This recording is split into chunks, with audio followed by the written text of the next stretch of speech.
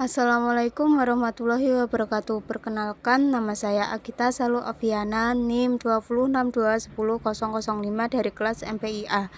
Di sini saya akan menjelaskan salah satu materi tentang sikap guna memenuhi tugas akhir mata kuliah Psikologi Umum.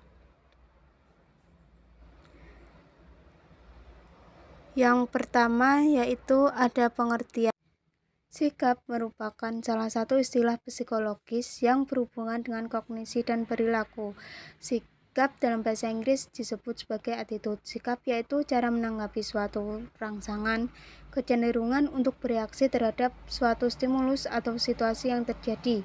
Menurut KBBI, karya WJS Purwodarminto, sikap merupakan tindakan yang didasarkan pada keyakinan yang berdasarkan norma yang ada dalam masyarakat dan norma agama pada umumnya. Akan tetapi, tindakan yang akan dilakukan oleh manusia pada umumnya itu bergantung pada sifat materi dan memang berdasarkan keyakinan atau kepercayaan masing-masing. Ellis mengemukakan bahwa sikap melibatkan beberapa pengetahuan tentang sesuatu. Namun aspek esensial dari sikap adalah adanya perasaan atau emosi kecenderungan untuk bertindak dalam kaitannya dengan pengetahuan. Selanjutnya yaitu ada sikap memiliki 3 komponen. Yang pertama yaitu kecenderungan kognitif. Kecenderungan kognitif merupakan aspek sikap yang berkenan dengan penilaian individu terhadap objek atau subjek. Informasi yang masuk ke dalam otak manusia itu melalui proses analisis, sintesis, dan evaluasi yang akan menghasilkan nilai baru yang akan diakomodasikan atau diasimilasikan dengan pengetahuan yang telah ada di dalam otak manusia. Selanjutnya yaitu afektif, merupakan perasaan atau emosional individu terhadap objek atau subjek yang sejalan dengan hasil penilaiannya.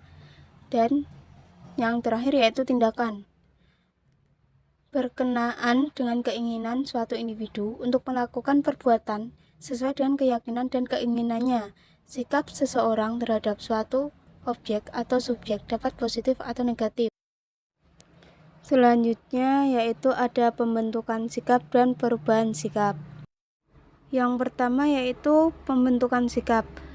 Ada beberapa faktor yang mempengaruhi pembentukan sikap, sebagaimana yaitu yang A. pengalaman pribadi, yang B. pengaruh kebudayaan, yang C. media massa, yang D. lembaga pendidikan, dan yang terakhir yaitu lembaga agama. Selanjutnya yaitu yang kedua perubahan sikap. Perubahan sikap akan ditentukan oleh 2 faktor. Yang pertama yaitu faktor internal, di mana individu itu sendiri, yaitu cara individu dalam menanggapi dunia luarnya dengan selektif sehingga tidak semua yang datang itu akan diterima atau ditolak. Yang B, faktor eksternal, di mana keadaan yang ada di luar individu yang merupakan stimulus untuk membentuk atau mengubah sikap. Contohnya yaitu seperti lingkungan, keluarga, dan yang lain sebagainya. Sikap dapat terbentuk atau berubah melalui 4 macam cara. Yang pertama yaitu adopsi, di mana kejadian dan peristiwa yang terjadi akan berulang-ulang dan terus-menerus, dan lama-kelamaan secara bertahap diserap diri individu dan mempengaruhi terbentuknya suatu sikap. Yang kedua yaitu diferensiasi, yaitu berkembangnya intelijensi, bertambahnya pengalaman sejalan dengan bertambahnya usia, maka ada hal yang tadinya dianggap sejenis sekarang dipandang sendiri-sendiri atau lepas dari jenisnya. Yang ketiga yaitu integrasi, yakni pembentukan sikap terjadi secara bertahap dimulai dengan berbagai pengalaman yang berhubungan dengan satu hal tentu sehingga akhirnya terbentuk sikap mengenai hal tersebut. Dan yang keempat atau yang terakhir yaitu trauma, merupakan suatu pengalaman yang tiba-tiba yang meninggalkan kesan mendalam pada jiwa orang yang bersangkutan. Yang C yaitu sikap sosial dan individual. Sikap atau attitude itu dibedakan menjadi 2 macam. Yang pertama yaitu attitude sosial dan yang kedua yaitu attitude individual.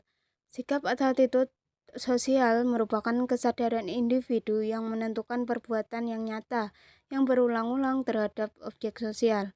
Sikap sosial ini dinyatakan oleh cara-cara kegiatan yang aman dan berulang-ulang terhadap objek sosial tersebut. Yang kedua yaitu sikap individual, di mana sikap ini hanya dimiliki secara individu atau bisa juga dikatakan seseorang demi seseorang. Misalnya, sikap yang berupa kesenangan atas salah satu jenis makanan atau salah satu jenis tumbuh-tumbuhan. Senang dalam hal ini dikatakan individu, soalnya orang-orang lain itu belum tentu senang akan tumbuhan atau jenis makanan yang dipilih oleh orang sebelumnya. Yang D, yaitu hubungan antara sikap dan perilaku. Sikap mempengaruhi perilaku lewat suatu proses pengambilan keputusan yang teliti dan beralasan. Sikap yang diperoleh dari pengalaman akan menimbulkan pengaruh langsung terhadap sebuah perilaku. Pengaruh langsung tersebut akan direalisasikan apabila kondisi dan situasi memungkinkan.